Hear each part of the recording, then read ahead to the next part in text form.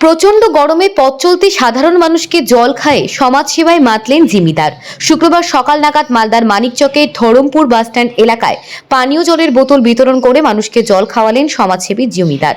জানা গেছে, এদিন ধরমপুর বাসস্ট্যান্ড এলাকায় পথ চলতি সাধারণ মানুষ গাড়ির চালক পরিচালকদের হাতে পানীয় জলের বোতল তুলে দেন। তিনি সব মিলিয়ে আনুমানিক শতাধিক মানুষের মধ্যে জলের বোতল বিতরণ করা হয় বলে খবর। বিভিন্ন সময়ে দুস্থদের পাশে দাঁড়াতে দেখা গেছে জিমিদারকে, তাই এবার প্রখর তাপে সাধারণ মানুষের তৃষ্ণা নিবারণে এগিয়ে এলেন তিনি।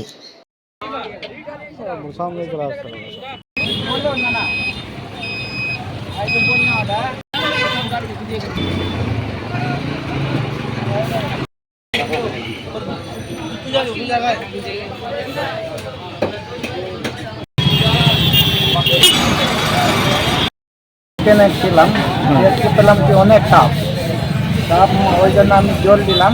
জল মানে মানুষের জীবন একটা, এই জন্য আমি ভেবে আসলাম ধরমপুরে জল দিলাম, ছোটোওয়ালা বাসওয়ালা জল দিলাম।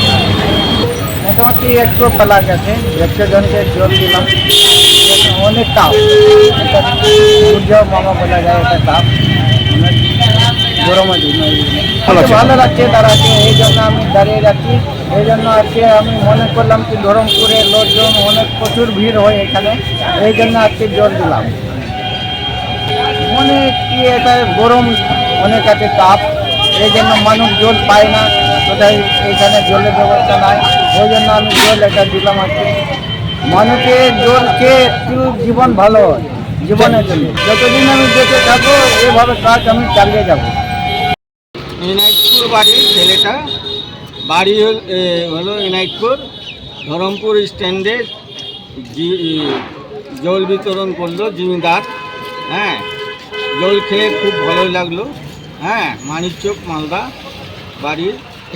আজকে 10টা থেকে 11টার ভিতরে খুব ভালো লাগলো।